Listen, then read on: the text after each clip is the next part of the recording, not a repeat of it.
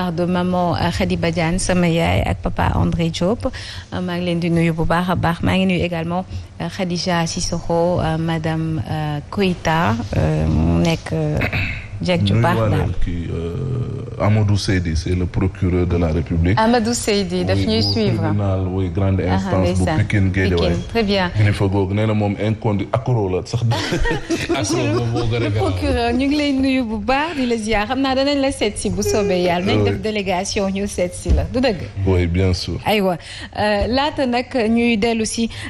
commentaire u journaux yi ak it commentaire u journal bi pourquoi pas xanaa waa Régie bu fekkee baax na rek ñu daal di àndaat ak Papa Alé Cissé xam dem ak dëkk gi fu mu toll. Voici Trafic News. Papa Alé. Allô oui Yacine. Ça va est-ce que doo leen ma may retour fii s'il vous plaît. ça va. noo def. sant bu baax a baax a baax. aywa foo toll. Voilà, merci beaucoup. Sànq rek nous sommes passés sur la route de Yaraax en provenance du côté cafétéria vers l'ambulancière Kappa jaaree ko nag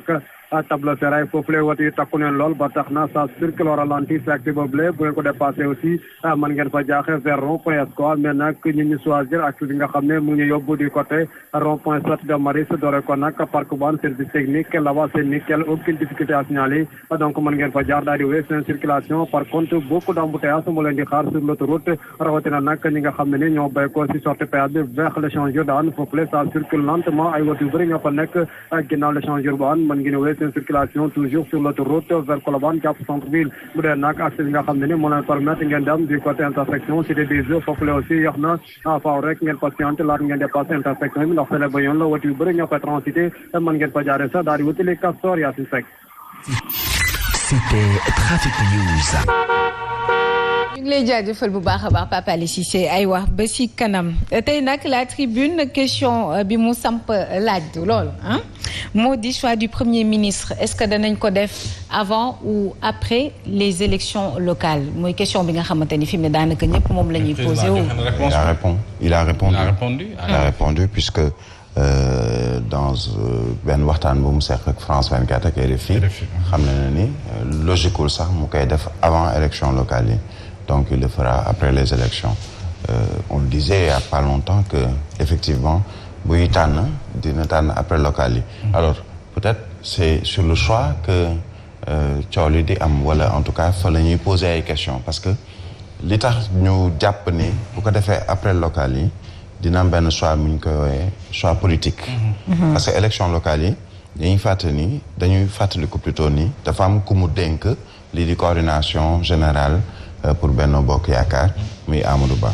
Déjà les gens se posent la question est-ce que du jël poste premier ministre jox ko Amadou Ba bu fekkee ni kooku de manière générale ci élection territoriale yi ñoom ñoo remporté li nga xam ne moom mooy majorité bi. ci kon poste premier ministre du génn ci APR. du génn ci APR. njort nañu ko. su ma nee njort nañu ko comme on le dit comme tribune ni mu ko waxee c'est le seul à pouvoir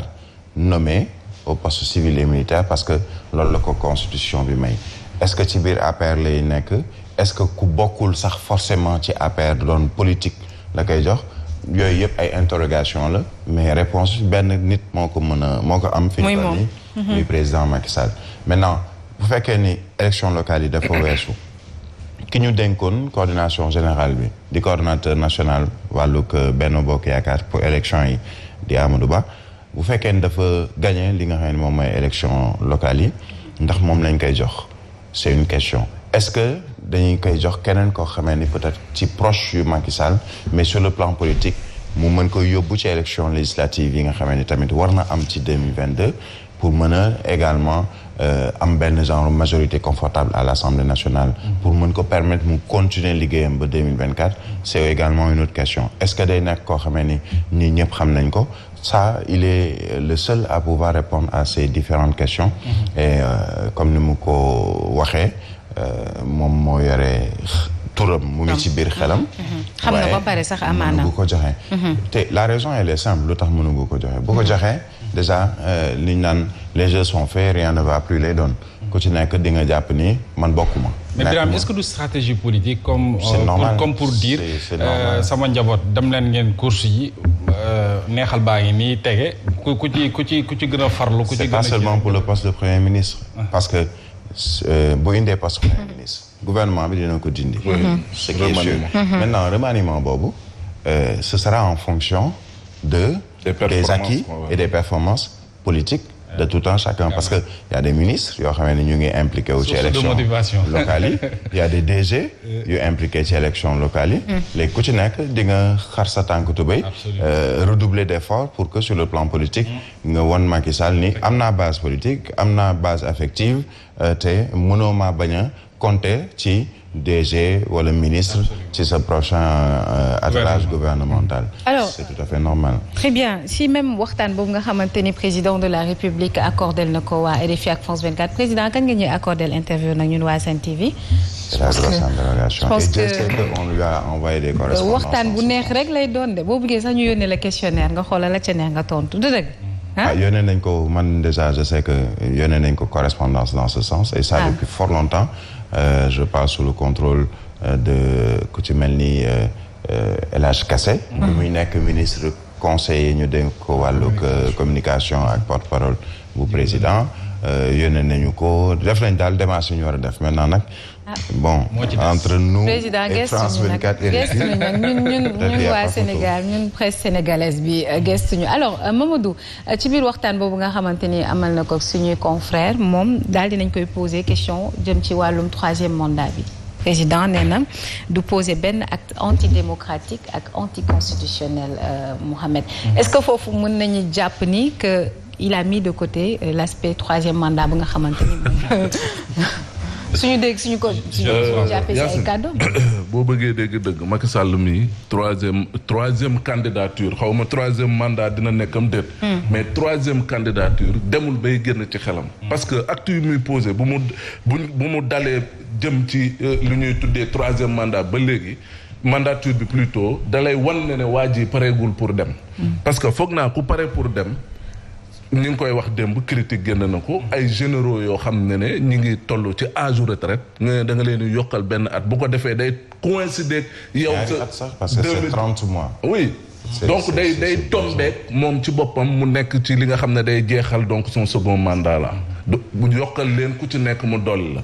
yokk nga police yokk nga gendarmerie effectif c'est vrai sécurité bi war nañ ko yokk ak yeneen i actes yoo xam te ne nii teg na ko pour wane ne carrément du ci jëf loo xam ne du ci wax loo xam ne dama leen wax ne damay def 3e mandat mais ci actes yu may posé 3e mandat fa laa bëgg a jëm la preuve boo gisee lu ci bëri ronk na Idrissa Seck ronk keneen ak keneen mi ngi def ay jeu dem na ba boo xoolee opposition beeg yooyu yëpp ku ci nekk mi ngi jéem a waxtaan ak yow pour jéem la ba nga xam ne bu posé 3e candidature bi du poser problème man la ma gëm et c'est mon ultime conviction moo dina Macky Sall pareegul pour bàyyi réew mi te li koy firndeel mooy premier ministre am taxaw na fii ne le Sénégal ak Macky Sall c'est jusqu'en 2035 seen 2035 boobu c'est pas fortuit ñu koy wax ni rek de c'est parce que bokk na ci la ñu gëm te la ñu bëgg mooy téer Sénégal ba 2035 beneen bi mooy dafa am un enjeu financier énorme bu fi nekk derrière cette histoire de 3e mandature muy lan pétrole bi mi ngi ñëw pétrole bi bu ñëwee Macky Sall